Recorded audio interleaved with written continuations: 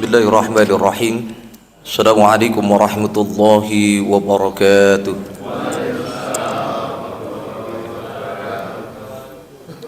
Bismillah walhamdulillah. Alhamdulillahilladzi anzala sakinata fi qulubil mu'minin liyazdadu imanan ma'a imanihim. Asyhadu an la ilaha illallah wahdahu la syarika lah. Wa asyhadu anna sayyidana Muhammadan abduhu wa rasuluhu la nabiyya wa la rasula ba'dah. Rabbi a'udzu bika min hamazatis syayatin wa a'udzu bika rabbi ay yahdurun. Subhanaka la ilma lana illa ma 'allamtana innaka antas samiul 'alim. Rabbi shrah li sadri wa yassir li amri wahlul 'uqdatam min lisani yafqahu qawli amma ba'd. Syahadatul qurama masyaikhunal a'izza yang saya ta'zimi, saya muliakan, Al-Mukarram wal-Muhtaram guru kita Al-Mukarram Ustadz Abdul Halim selaku wasilah untuk pertama kali saya bisa bersilaturahmi di Masjid Jabal Rahmah ini. Alhamdulillah silaturahim kita ini mudah-mudahan membawa berkah dunia dan akhirat, dan kita doakan guru kita Ustadz Abdul Halim mudah-mudahan diberikan kesehatan, panjang umur, dimuliakan derajatnya fid dini wad dunya wal akhirah.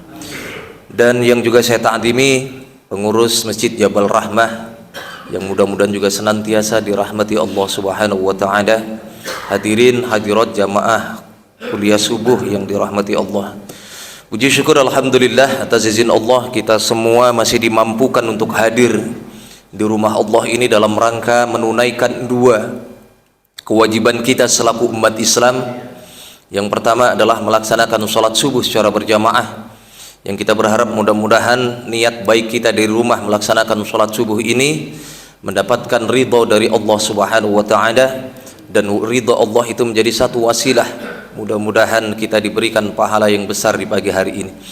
Kewajiban kita yang kedua yaitu menuntut ilmu di pagi hari yang cerah ini, karena menuntut ilmu itu hukumnya bukan sunnah apalagi mubah, melainkan Rasulullah menyampaikan Talabul ilmi faridatun ala kulli muslimin wal muslimat. Menuntut ilmu itu hukumnya wajib.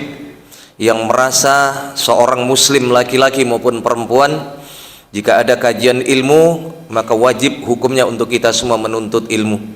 Maka kita berharap mudah-mudahan sebagaimana yang Rasulullah janjikan kepada kita, man sadaka tariqan yaltamisu fihi ilman sahalallahu lahu tariqan ilal jannah.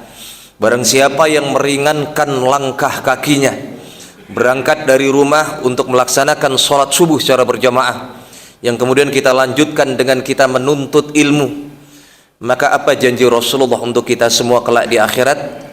Sahalallahu lahu tariqan ilal jannah. Maka insya Allah kelak Allah akan ringankan langkah kaki kita masuk ke dalam surganya Allah. Amin ya rabbal. Ini ngomong-ngomong masalah surga, kira-kira bapak ibu yang hadir ini pengen nggak masuk surga, Pak? Ibu-ibu pengen masuk surga, Bu? Pengen aja atau pengen banget? Sekarang saya tanya lagi bapak ibu sekalian, yang saya tanya pengen masuk surga, kira-kira kita ini ngerasa pantas nggak, Pak, masuk surga? Yang jawab kenceng banget pengen masuk surga, kira-kira kalau saya tanya lagi, pantas nggak kita ini masuk surga, Pak? Dosa bapak ibu kira-kira dikit apa banyak? Coba kita flashback sebentar, Pak. Bapak moyang kita siapa namanya, Pak? Nabi Adam.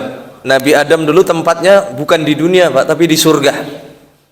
Pertanyaan saya, berapa sih salahnya Nabi Adam kok bisa dimutasi pindah ke dunia ini? Berapa, Bu, salahnya? Enggak banyak. Wa qulna ya Adam uskun anta wa zawjuka al-jannah wa kula minha ragadan haitsu syi'tuma wa la taqraba hadhihi asy-syajarata fatakuna min adh-dhalimin. Itu dalam surah Al-Baqarah. Kalau kita kaji, Pak, itu Allah perintahkan kepada Nabi Adam masuk ke dalam surga Adam, makan minum sepuasmu di dalam. Diberikan pendamping Siti Hawa untuk menemani kesendirian Nabi Adam di dalam surga. Pesan Allah cuma satu, wala taqraba hadhihi syajarah, jangan sekali-kali kau dekati pohon khuldi ini wahai Adam. Fatakuna minadh dhalimin. Kalau kau lakukan itu, maka hati-hati engkau akan menjadi hambaku yang zalim. Namun apa? Fa'azallahuma syaitanu anha fa'akhrajahuma mimma kana fih. Sayang mereka berdua itu dijerumuskan oleh setan, akhirnya terbujuklah mereka berdua makan buah khuldi, dan singkat cerita terusirlah mereka dari surga pindah ke alam dunia. Berarti berapa salahnya Nabi Adam, Pak? Enggak banyak, cuma satu, dikeluarin dari surga. Nah tadi dosa bapak satu atau banyak? Pengen masuk surga? Pantas. Yang dosanya satu aja dikeluarin, lah kita dosanya banyak kepengen masuk. Insya Allah Pak ya, mudah-mudahan kita pantas masuk ke dalam surga. Kenapa kita optimis bisa masuk ke dalam surga nanti? Walaupun dosa kita banyak Pak, demi Allah rahmat ampunan Allah itu jauh lebih besar ketimbang dosa kita. Bahkan percaya atau tidak, kita ini sudah mendapatkan jaminan langsung dari Allah. Melalui hadits qudsi Allah menyampaikan kepada Rasulullah, ya Muhammad, inni haramtul jannata ala sairil anbiya hatta tadkhulaha anta. Nabi Muhammad itu mendapatkan jaminan, wahai Muhammad, sungguh telah aku haramkan surgaku ini dimasuki oleh para nabi dan rasul sebelum yang pertama kali nanti masuk ke dalam surga adalah engkau. 124.000 nabi, 313 rasul selain Rasulullah diharamkan masuk ke dalam surga sebelum yang pertama kali masuk ke dalam surga adalah junjungan kita Nabi besar Muhammad sallallahu alaihi wasallam. Tapi Nabi itu nggak egois Pak. Walaupun beliau dijamin oleh Allah masuk ke dalam surga mendahului para nabi-nabi terdahulunya, tapi Rasulullah malah justru meneteskan air mata. Bahkan dalam sebuah hadis yang lain, Rasulullah itu sudah masuk ke dalam surga malah minta pengen dikeluarin dari surga Pak. Bukan tanpa alasan. Kenapa Rasulullah minta dikeluarkan dari surga? Mencari umatnya, termasuk insya Allah kita ini jamaah Jabal Rahmah yang nanti akan dicari oleh Rasulullah. Lalu kemudian Allah menyampaikan, wa inni haramtul jannata ala sairil umami hatta tadkhulaha ummatuka. Wahai Muhammad, jangan khawatir, aku haramkan juga surgaku dimasuki oleh umat-umat nabi lain sebelum yang pertama kali masuk ke dalam surga adalah insya Allah termasuk kita yang hadir pagi hari ini. Maka sekali lagi sebelum kita mulai kajian ini, luruskan niat kita Pak. Jangan sampai kita hadir di tempat ini sia-sia karena kita hanya terpaksa duduk di tempat ini. Jangan dianggap remeh Pak orang yang duduk di majelis ilmu ini. Rasulullah pernah menyampaikan, la yaqudu qaumun yadhkurunallaha illa haffathumul malaikah. Tidaklah seseorang yang hadir di majelis ilmu, majelis zikir, yang niatnya hanya karena Allah Subhanahu wa taala, illa haffathumul malaikah, kecuali Allah perintahkan kepada malaikat untuk menjaga mereka sampai selesai majelis ilmunya. Cuma sayang, mohon maaf Pak, kita ini nggak bisa ngelihat. Seandainya kita bisa menyaksikan dengan mata telanjang kita ini, insya Allah ini di atas kita ini ada malaikat yang mengebakkan sayap perlindungannya bagi orang-orang yang hadir menuntut ilmu ini. Wa ghasyiyatuhumur rahmah, dan mereka semua diliputi rahmat dari Allah. Wa nazalat alaihimus sakinah, dibuat tenang dan tentram hati kita duduk dan hadir di majelis ilmu ini. Maka saya yakin dan husnuzon, orang yang duduk di majelis ilmu itu dibuat hatinya tenang dan tentram oleh Allah. Walaupun saya yakin kita semua pasti punya masalah Pak. Kita berangkat dari rumah punya masalah masing-masing di keluarga kita. Ada yang bingung mikirin hutang, mikirin tagihan mobil, tagihan rumah, segala macam. Tapi insya Allah ketika hadir di majelis taklim dibuat tenang hati kita. Walaupun nanti nyampe rumah ingat lagi utang-utang kita. Tapi paling tidak kita hadir ini menyejukkan hati kita. Ini janji Rasulullah, kalau niatmu karena Allah, Allah akan tentramkan hatimu. Dan puncaknya apa Pak? Tanpa kita mengabsen satu demi satu nama kita, demi Allah kata Nabi, saat ini Allah sedang menyebutkan satu persatu nama kita di arsy-Nya Allah, di hadapan para malaikatnya Allah. Kata Rasulullah, wa dzakarahumullahu fi man 'indahu, satu persatu mereka yang hadir di majelis zikir, majelis ilmu, mereka disebutkan nama Allah saking mulianya orang yang duduk di majelis ilmu. Maka hati-hati, sekali lagi mari kita niatkan, insya Allah kalau niat kita baik, keluar dari ini, dari tempat ini, tidaklah kita akan keluar dari Masjid Jabal Rahmah ini kecuali Allah angkat dosa-dosa dan kesalahan kita. Amin amin ya rabbal alamin. Bapak Ibu sekalian yang dirahmati Allah Subhanahu wa taala, senang sekali rasanya saya bisa bersilaturahmi. Beberapa kali Ustadz Abdul Halim sempat menghubungi saya untuk ngisi kajian subuh, tapi waktu itu sedang berbenturan dengan jadwal di tempat lain, dan alhamdulillah baru kali ini saya bisa bersilaturahim di Masjid Jabal Rahmah. Mudah-mudahan Bapak Ibu nanti selepas kajian ini nggak kapok dengan saya ya Pak ya. Mudah-mudahan silaturahim kita ini nanti insya Allah bisa nyambung, dan mudah-mudahan walaupun hanya sedikit ilmu yang saya sampaikan, kita sharing Pak, bukan saya mengajari, tidak. Kita semua ini sedang belajar di tempat ini. Mudah-mudahan keberkahan kita hadir di tempat ini, insya Allah kita pulang membawa ilmu yang manfaat. Amin ya rabbal alamin. Hadirin hadirat jamaah sekalian yang dimuliakan Allah Subhanahu wa taala, saat ini kita sudah memasuki di hari-hari terakhir bulan Zulhijjah, dan itu artinya kita akan memasuki tahun baru Islam, tahun baru kita, tahun baru Hijriah. Sekarang saya mau tanya ibu-ibu dulu, ibu, tahun baru Hijriah kita yang akan datang ini tahun barunya berapa Bu? 1448. Sekarang kalau bapak-bapak saya tanya kalender Hijriah hafal nggak Pak? Bapak-bapak kalender Hijriah, kalender kita sendiri ini hafal apa nggak kira-kira? Ibu hafal Bu? Coba, tidak bermaksud untuk ngetes, enggak, saya cuma pengen tahu aja. Coba Pak, bareng-bareng dari mulai bulan Muharram yuk. 1, 2, 3 Muharram. Kok pada diem ini? Terus ulang Muharram, Safar, Rabiul Awal, Rabiul Akhir, Jumadil Awal, Jumadil Akhir, Rajab, Sya'ban, Ramadan, Syawal, Zulqa'dah, Zulhijjah. Hafal Pak? Ulang sekali lagi. Muharram, terus saya dengar tadi ada yang bilang Rawah itu bulan apa? Bulan Sya'ban. Muharram, terus Safar, Rabiul Awal, Rabiul Akhir, Jumadil Awal, Jumadil Akhir, Rajab, Sya'ban, Ramadan, Syawal, Zulqa'dah, Zulhijjah. Allah Subhanahu wa taala menyampaikan dalam surah At-Taubah, minha arba'atun hurum. Dari 12 bulan yang kita sebutkan tadi, Allah menyampaikan ada 4 bulan yang diharamkan oleh Allah. Artinya kalau 4 bulan yang diharamkan ini 4 bulan yang begitu istimewa dan disakralkan oleh Allah. Saking istimewanya, kalau kita sudah masuk di 4 bulan ini, Allah melarang kita untuk saling bertikai dan saling bermusuhan. Maka silahkan kalau Bapak buka Sirah Nabawiyah, itu belum pernah kita jumpai Rasulullah itu berperang di 4 bulan ini. Saking menghargai dan menghormati, fokus untuk beribadah ketika masuk di 4 bulan ini. Sekarang kira-kira 4 bulan ini apa aja Pak? Kata Rasulullah, salasatun mutawalliyatun, 3 bulan ini bersandingan, dan 1 bulan yang agak terpisah. Yang bersandingan ini apa aja Pak? Yang baru kita lewatin bulan Zulqa'dah, saat ini bulan Zulhijjah, yang awal tahun bulan Muharram, yang terpisah 7 bulan turunnya perintah sholat bulan Rajab.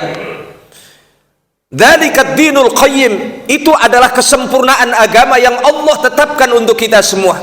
Maka kalau kita melakukan amal ibadah di 4 bulan ini, pahalanya istimewa Pak, dilipat gandakan oleh Allah. Dan hati-hati ketika kita melakukan perbuatan maksiat, dosa, kemungkaran, saling memusuhi dan saling menghujat, maka hati-hati dosanya pun akan Allah lipat gandakan. Maka yang menjadi PR buat kita semua ketika nanti kita akan meninggalkan bulan Zulhijjah ini, apa yang sudah kita perbuat di tahun ini kira-kira akan kita perbaiki atau tidak di tahun berikutnya. Maka Nabi mengingatkan kepada kita, khairun nas man qada umruhu wa hasuna amaluhu. Sebaik-baik manusia adalah mereka yang diberikan nikmat umur panjang. Wa hasuna amaluhu, makin panjang umurnya, makin banyak manfaat dan keberkahan serta meningkatnya amal kebaikan yang kita kerjakan. Wa syarrun nas, dan sebaliknya seburuk-buruk manusia adalah man qada umruhu wa sa'a amaluhu. Makin panjang umurnya bukan makin meningkat amal kebaikannya, malah justru meningkat perbuatan dosa dan kesalahannya. Sekarang saya mau tanya Bapak Ibu sekalian, seandainya umur kita ini dibuat panjang oleh Allah, kira-kira lebih banyak amal kebaikannya atau lebih banyak dosanya, Pak?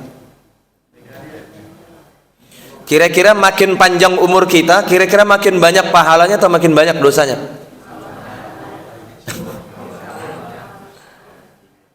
Nggak usah kelamaan dari kita akil balik sampai saat ini kelamaan ngitungnya, Pak. Seandainya kita ngitung-ngitung nih satu hari ini saja, dari mulai kita bangun tidur sampai nanti kita akan istirahat di malam hari, kalau kita mau coba menghitung-hitung antara amal baik kita dengan dosa yang sudah kita lakukan selama satu hari, kira-kira kalau mau taruhan lebih banyak mana, Pak?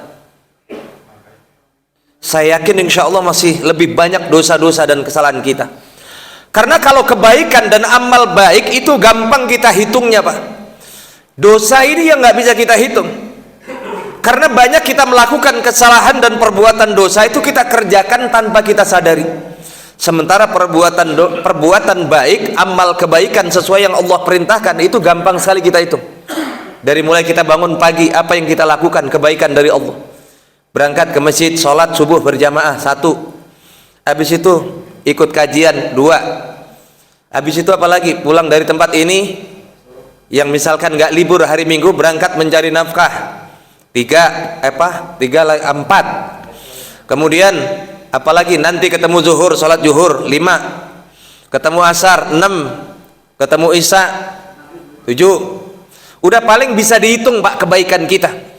Tapi bisa nggak kita menghitung berapa dosa yang sudah kita kerjakan? Berapa kali kita tidak bisa mengontrol lisan kita ini untuk berghibah? Berapa kali kita menyakiti orang lain dengan perbuatan kita? Ini yang kita kadang nggak bisa kendalikan. Maka kenapa sampai Rasulullah mengingatkan untuk kita semua, jangan kalian hanya sibuk beribadah kepada Allah sementara hubunganmu terhadap sesama manusia tidak engkau lakukan dengan baik. Maka ini kalau boleh saya sampaikan, dan saya mau tanya kepada Bapak Ibu sekalian, ada satu dosa yang sama sekali tidak akan pernah bisa diampuni oleh Allah Subhanahu wa taala walaupun dengan cara kita bertobat minta ampun kepada Allah. Sekali lagi saya sampaikan, ada satu dosa dan kesalahan yang gak akan pernah bisa diampuni oleh Allah walaupun dengan cara kita menangis darah, tobat dengan taubatan nasuha, minta sama Allah, tapi untuk yang satu ini Allah gak akan pernah ampuni dosanya. Kira-kira apa dosa besar yang tidak akan pernah diampuni oleh Allah, Pak? Apa? Syirik, Bu. Syirik itu masih bisa diampuni apa enggak? Syirik itu dosa besar, tapi masih bisa diampuni oleh Allah. Asalkan dia tubu ilallahi taubatan nasuha, dia meninggalkan keyakinan lama. Misalkan kemarin dia menyembah selain Allah, dia bertobat syahadat menyembah Allah, Allah ampuni, Allah hapus dosa-dosanya kemarin. Walaupun itu syirik masih dapat ampunan dari Allah kalau dia mengikrarkan 2 kalimat syahadat. Yang saya tanyakan, dengan cara bertobat pun tetap tidak akan diampuni oleh Allah. Dosa apa itu? Dosa ibu, bapak sama tetangga bapak. Dosa kita terhadap sesama manusia demi Allah itu nggak akan pernah diampuni oleh Allah kalau nggak kita meminta langsung ampunan dari orang yang pernah kita zalimi. Maka Rasulullah pernah mengingatkan kepada kita dalam sebuah hadis yang diriwayatkan oleh Imam Muslim, at-tadruna manil muflis? Wahai sahabatku, tahukah kalian orang yang paling celaka, orang yang paling bangkrut kelak di akhirat? Asumsi para sahabat ketika mendengarkan kata-kata bangkrut ini pasti dalam hal materi. Maka nggak heran ada sahabat yang menjawab dalam hadis ini, ya Rasulullah, al-muflisu min ummatuka fina man la dirham lahu wa la mata'.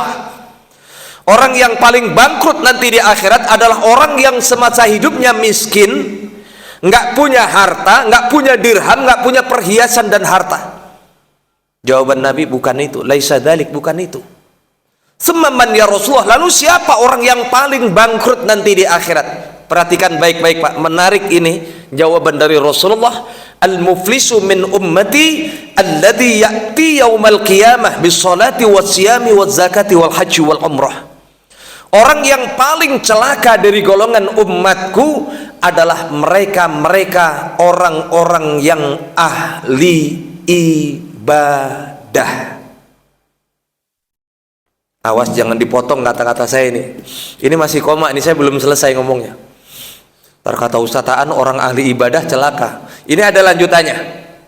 Bahkan Allah sendiri menegaskan dalam Al-Quran, surah yang sering kita baca, Pak, fawailul lil musallin, celakalah mereka orang-orang yang mengerjakan ibadah sholat. Itu masih ada lanjutannya. Siapa orang yang masih mendapatkan ancaman celaka dari Allah padahal sholat tapi diancam celaka? Alladzina hum an sholatihim sahun, yaitu mereka yang lalai dalam ibadah sholatnya. Sholatnya rajin tapi ngomongin orang juga rajin. Puasanya tekun tapi korupsinya juga tekun. Ada yang model begitu, Pak. Maka Nabi mengingatkan, al-muflisu min ummati alladhi ya'ti yaumal qiyamah bis salati wassiyami wazzakati wal haji wal umrah. Orang yang paling bangkrut dari golongan umatku adalah mereka dari golongan umatku yang nanti datang di akhirat menghadap Allah dengan begitu bangganya dengan segudang amal kebaikan yang pernah dia lakukan. Dia bangga dengan amalan sholatnya. Ya Allah, ini amalan sholat saya, ini sholat fardu saya, ini sholat sunnah saya. Ya Allah, ini amalan puasa saya, puasa Ramadan wajib saya dan puasa sunnah saya. Ya Allah, ini pahala sedekah saya. Ya Allah, ini pahala haji dan umrah saya. Tapi apa kata Rasulullah? Wa ya'ti qad syatamma hada wa qadhafa hada wa akala mala hada wa syafaka dama hada wa daraba hada. Namun sayangnya orang ini walaupun dulu semasa hidupnya ibadahnya baik, tapi hablum minan nasnya buruk. Salatnya baik, namun dia tidak pernah bisa menjaga lisannya untuk senantiasa selalu menyakiti hati orang lain. Dia selalu sering nyakiti orang lain dengan lisannya, Pak. Maka orang ini nanti akan diteriaki oleh sekelompok orang yang akan minta pengadilan di hadapan Allah. Ya Allah, tunggu ya Allah, kami tidak terima kalau orang ini akan masuk ke dalam surga. Ditanya oleh Allah, kenapa kalian tidak terima kalau orang ini masuk ke dalam surga? Bukankah dia ahli ibadah? Iya ya Allah, memang dia dulu rajin sholat 5 waktu berjamaah di masjid. Namun ya Allah, semasa hidup orang ini dulu dia pernah menyakiti hati saya dengan ucapannya. Dia pernah menghina saya, dia pernah memfitnah saya, dia pernah mencaci dan membuli saya. Gara-gara fitnah yang pernah dia lontarkan kepada saya menanggung aib dan malu seumur hidup saya. Sementara orang ini belum pernah meminta maaf kepada saya sampai akhir hayatnya. Makanya ingat, Pak, pertanggungjawaban yang paling berat di akhirat nanti adalah pertanggungjawaban dosa kita terhadap sesama manusia. Dan sekali lagi saya ulang, Allah tidak akan pernah mengampuni dosa seorang hamba yang dosa itu dia lakukan terhadap sesama manusia. Makanya banyak orang yang punya salah sama tetangga tapi minta ampunnya sama Allah. Enggak nyambung, Pak.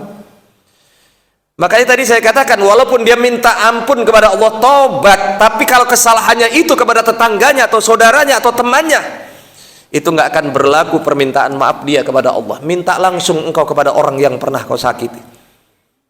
Maka kenapa Nabi itu menyarankan kita jangan cuma hablum minallah, tapi hablum minan nas, berhubungan baik kepada Allah dan berhubungan baik kepada sesama manusia, karena hubungan terhadap sesama manusia itu yang paling berat, Pak, pertanggungjawabannya nanti di akhirat.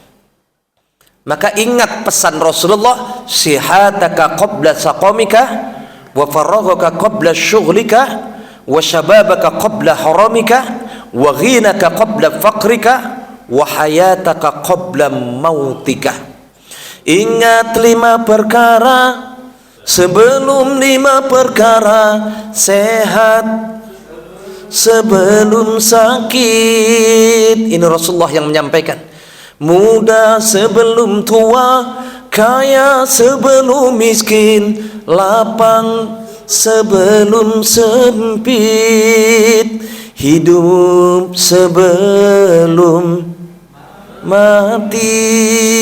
Ini 5 pesan dari Allah agar kita jaga baik-baik. Apa pernah kita berpikir, Pak, kita ini akan selamanya tinggal di perumahan ini? Sekarang saya mau tanya Bapak Ibu sekalian, kita ini dikontrak sama Allah tinggal di Pamulang ini sampai berapa lama, Pak? Bu, Ibu dikontrak sama Allah tinggal di dunia ini sampai berapa tahun lagi? Bapak tahu, Pak? Nggak tahu, yakin nggak tahu. Kita memang nggak tahu, Pak, tapi ingat Rasulullah itu pernah ngasih bocoran sama kita. Apa bocoran dari Rasulullah, Pak? Ingat, a'maru ummati ma baina sittin ila sab'in. Rata-rata umur umatku itu kisaran antara 60 sampai dengan 70 tahun. Bahkan saya pernah baca dalam sebuah asar, rata-rata umur umat manusia itu ngikutin umur nabinya, Pak. Berapa tahun wafat umur seorang nabi, di situ kisaran umur umatnya. Salah satu yang paling panjang Nabi Adam itu sampai 1000 tahun. Umur umatnya nggak jauh beda, Pak. Nabi Nuh 950 tahun, umur umatnya pun nggak jauh beda. Nabi Idris sebelum Allah angkat ke surga pernah tinggal di alam dunia selama 850 tahun. Umur umatnya nggak jauh beda. Khalilullah Abul Anbiya, bapaknya para nabi, Nabiullah Ibrahim alaihissalatu wassalam, beliau wafat genap di usia 200 tahun. Umur umatnya ngikut, Pak. Nabi Ismail 125 tahun, umur umatnya juga nggak jauh beda. Di antara 124 ribu nabi, 313 rasul, salah satu nabi yang paling pendek umurnya tidak lain adalah junjungan kita Nabi besar Muhammad sallallahu alaihi wasallam. Rasulullah itu wafat usia berapa, Pak?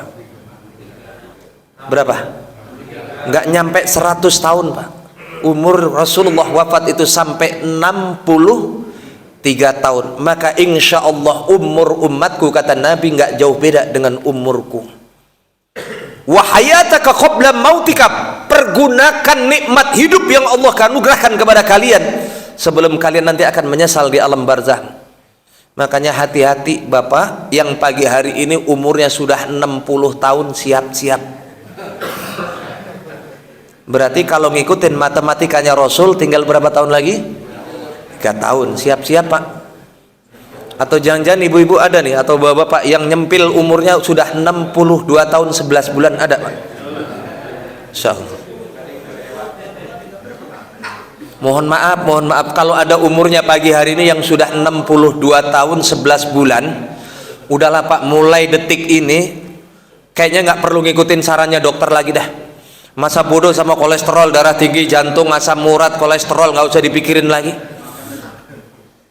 Ngapain mantang ketemu makanan yang enak-enak, makan aja udah. Mumpung umur tinggal sebulan lagi. Ini kalau ngikutin matematikanya umur Rasulullah. Tapi seandainya lebih daripada itu, ingat surah Yasin yang sering kita baca tuh. Wa man nu'ammirhu nunakkishu fil khalqi afala yaqilun. Apabila aku panjangkan umur hambaku, kata Allah, maka ingatlah cenderung kalian akan dikembalikan khitohnya seperti anak-anak kembali. Itu yang ngomong Allah, Pak. Ternyata benar nggak, Pak?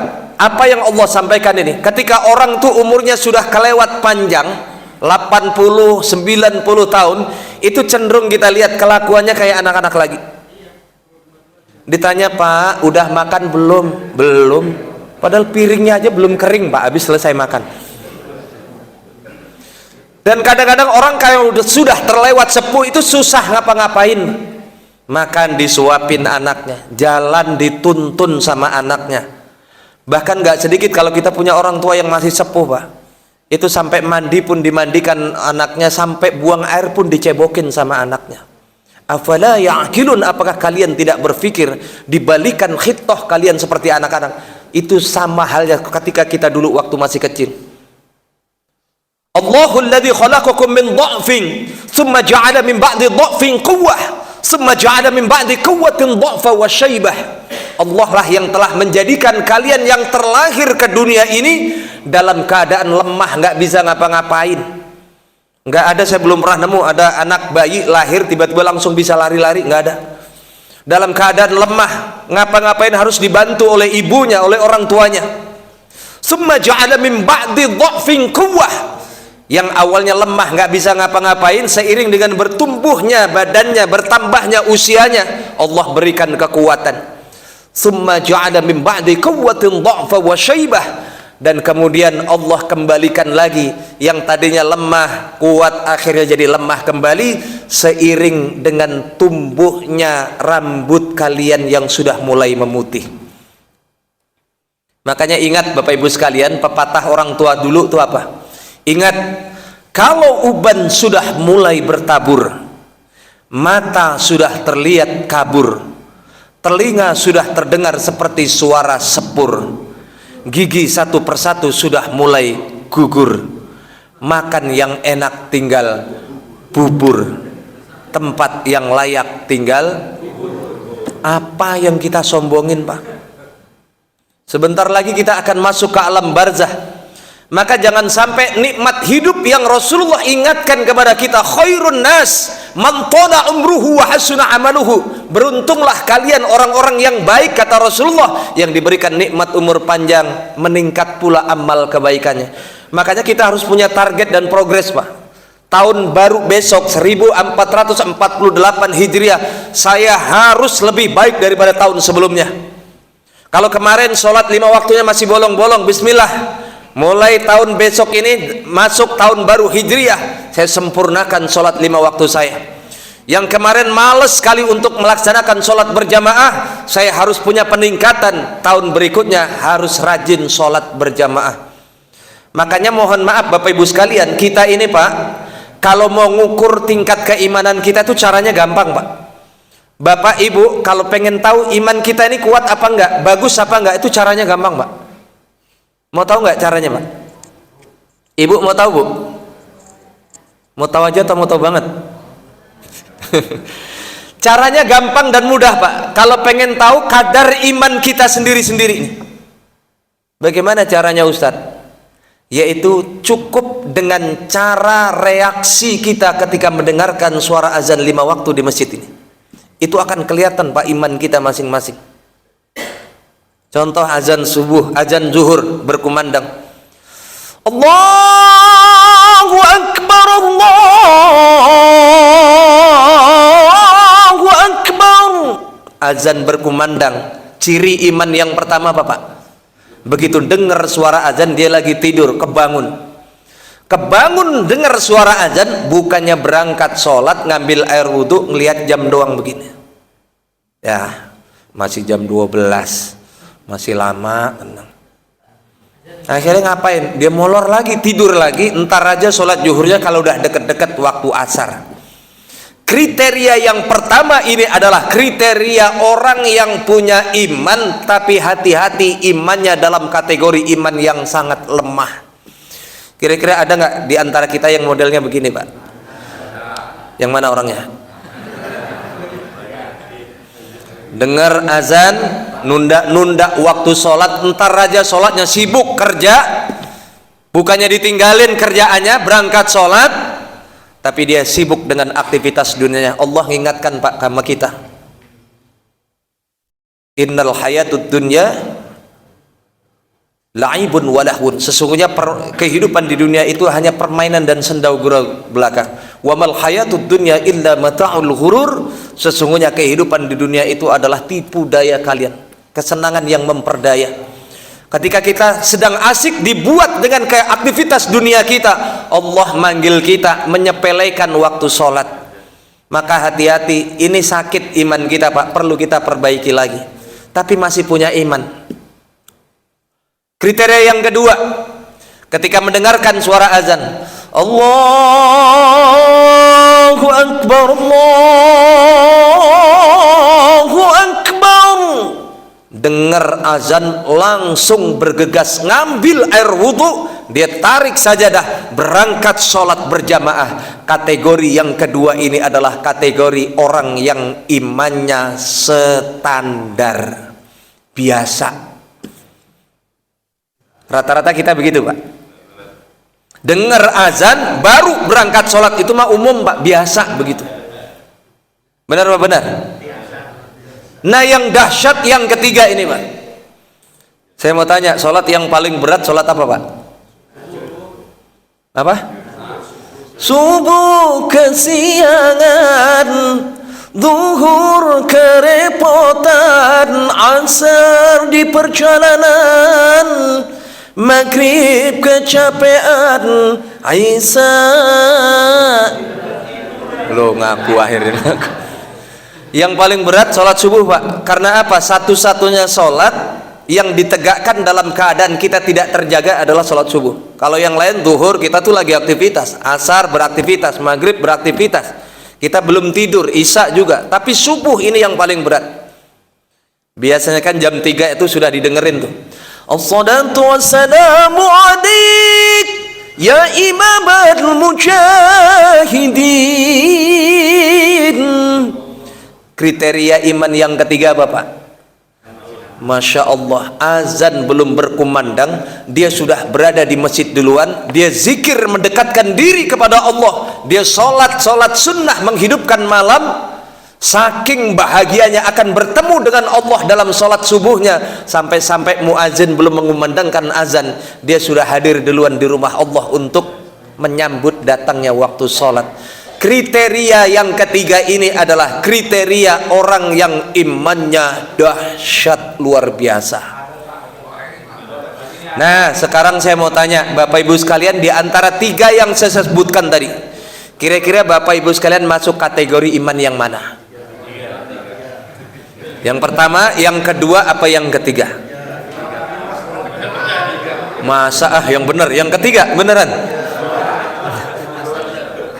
Kita berharap mudah-mudahan tahun baru nanti iman kita bisa mencapai yang ketiga tadi Pak. Azan belum berkumandang, kita sudah saking gembiranya Pak. Jangan pernah kita berpikir Pak, sholat yang kita kerjakan itu kebutuhan Allah, enggak Pak. Demi Allah saya sampaikan Pak, Allah itu enggak butuh dengan sholat Bapak. Apa kita pikir kalau kita enggak sholat terus Allah berhenti jadi Tuhan gitu? Enggak. Seluruh dunia ini orang tidak mengerjakan ibadah sholat tidak akan menurunkan derajat Allah menjadi Rabbul Alamin. Seluruh dunia ini orang mengosongkan masjid, tidak melaksanakan ibadah sholat sesuai yang Allah perintahkan, Allah nggak akan pernah berhenti untuk jadi Tuhan. Maka dalam ilmu fikih dikatakan as-salatu lughatan ad-du'a, sholat menurut bahasa itu adalah doa. Berarti kalau doa itu didefinisikan adalah sebuah doa, berarti sholat itu kepentingan kita atau Allah? Kita. Allah itu nggak perlu dengan sholat kita, kita yang butuh dengan Allah dalam sholat kita. Maka catat baik-baik, ini saya kasih resep Pak, tip agar sholat kita bisa khusyuk. Karena saya yakin di antara kita semua sholat yang kita kerjakan itu pasti rata-rata ma'al ghaflah. Apa itu ma'al ghaflah? Perkara-perkara dunia itu selalu masuk dalam pikiran kita. Dan itu pernah disampaikan oleh Rasulullah dalam sebuah hadis. Ketika kita sholat itu ada satu setan yang godain kita sholat Pak. Namanya siapa? Hanzab. Itu setan yang khusus menggoda kita waktu kita mengerjakan ibadah sholat. Jadi setan itu banyak spesialisasinya Pak. Setan yang goda rumah tangga kita itu namanya setan dasim. Setan yang menggoda anak bayi, anak-anak kecil supaya beribut di masjid itu namanya siapa? Ummu Sibyan. Yang saya heran rata-rata nama setan itu keren-keren Pak. Ada lagi setan yang godain kita ketika kita ngambil air wudhu, namanya siapa? Walhon. Makanya hati-hati kalau kita punya anak mau ngasih nama pengen ke Arab-Araban tapi nggak tahu artinya. Salah-salah ternyata nama setan yang kita kasih ke nama anak kita. Yang saya heran namanya keren-keren Pak. Hanzab itu setan yang godain kita waktu ngambil air, waktu kita mengerjakan ibadah sholat. Apa yang dibisikkan Hanzab di telinga kita?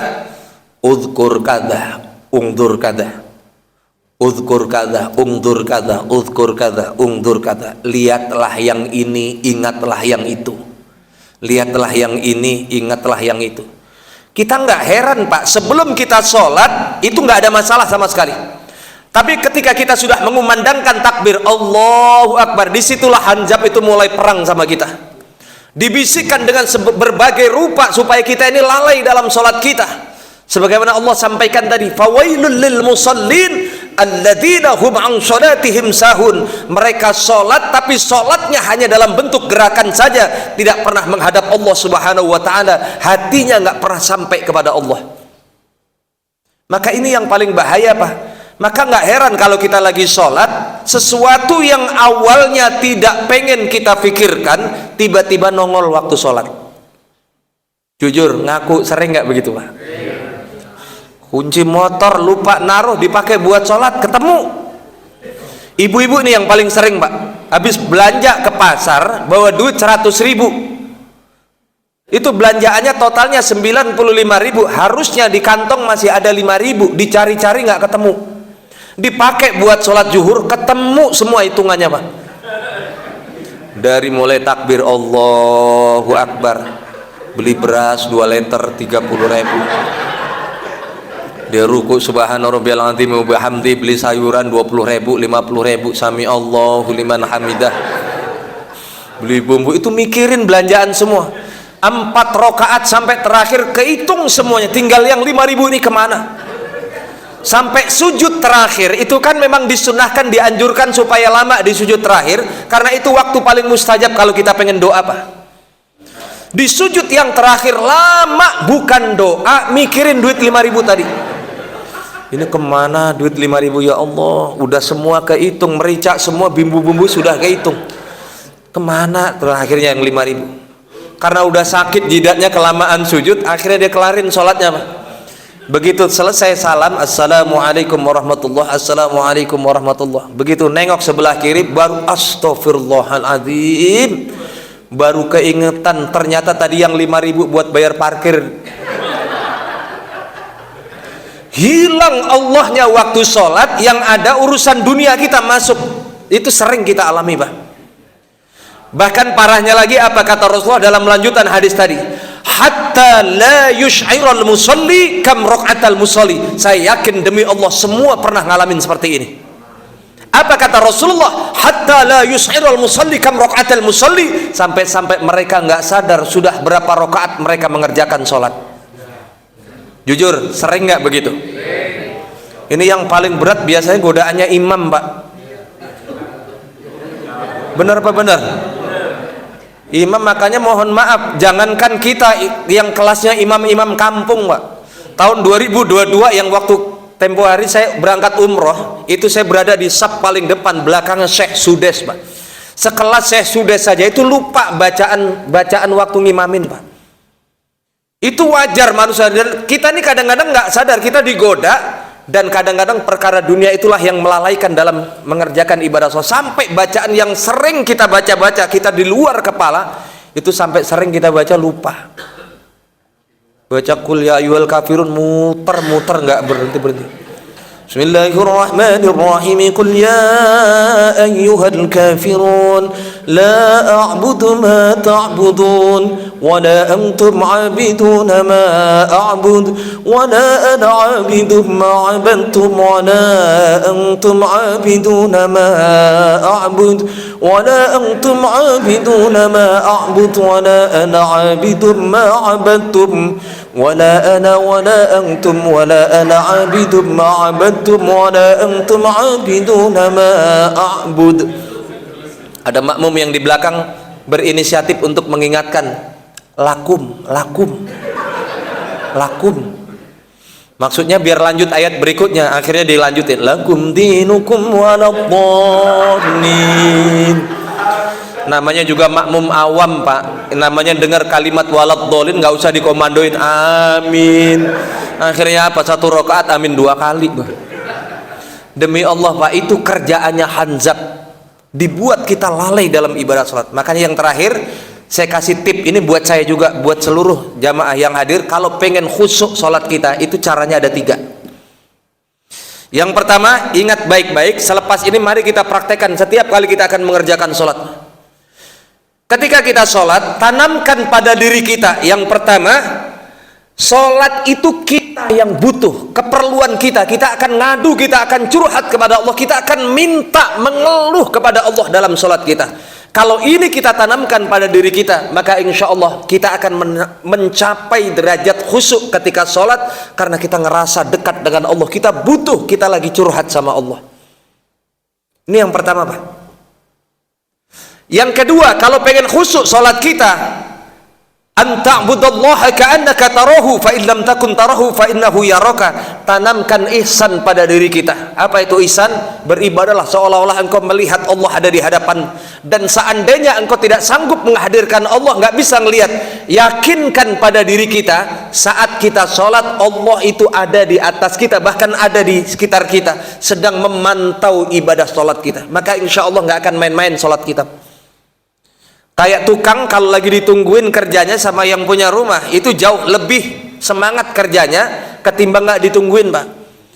Kalau kita merasa kita sedang dipantau oleh Allah dalam sholat kita, maka kita akan berusaha untuk khusyuk dalam sholat kita.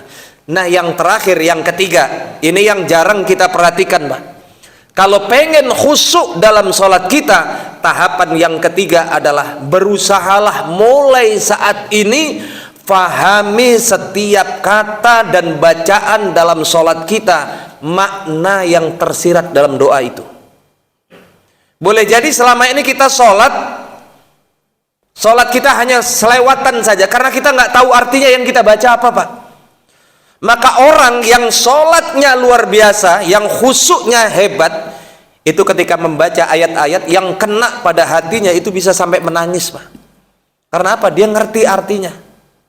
Maka ini kunci yang ketiga. Kalau pengen khusyuk sholat kita, mulai sekarang ayo kita pahami arti dari bacaan setiap sholat itu. Dari mulai Fatihah, terus bacaan ruku, bacaan i'tidal, kita harus ngerti semua, Pak. Insya Allah kalau kita ngerti artinya, akan lebih menjiwai bacaan sholat kita. Nggak usah gengsi, Pak. Kalau memang kita sampai saat ini belum ngerti, berangkat aja ke toko buku, cari buku panduan sholat, nggak usah gengsi. Itu biasanya panduan sholat kan ada terjemahannya. Kita mulai memahami semua itu makna-makna. Ya Allah, ternyata maknanya dalam dari setiap bacaan yang selama ini saya baca dalam sholat, yang sering saya abaikan, bahkan saya lalai dalam sholat saya. Sholat hanya dalam bentuk gerakan saja. Maka ini yang harus menjadi PR dan tanggung jawab kita semua. Kita berharap mudah-mudahan kalaupun usia kita sampai di tahun baru besok ini, kita berharap mudah-mudahan Allah memberikan kekuatan iman pada kita semua, sehingga insya Allah tahun berikutnya amal kita semakin meningkat, dan seandainya Allah panggil kita menghadap Allah, insya Allah itulah kesempurnaan iman kita. Allah wafatkan kita dalam keadaan husnul khotimah. Amin ya rabbal alamin. Baik, ini sudah mungkin hanya ini yang dapat saya sampaikan, sekedar pengenalan ya Pak ya, perkenalan dari saya.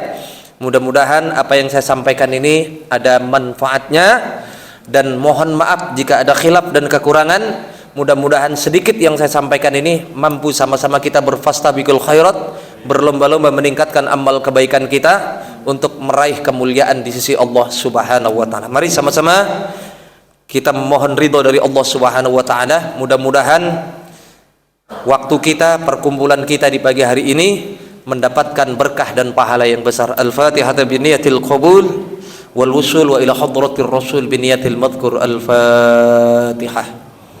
A'udzu billahi minasyaitonir rajim.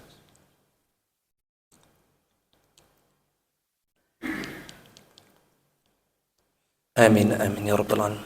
Mari sama-sama kita baca doa kafaraah majelis. Bismillahirrahmanirrahim.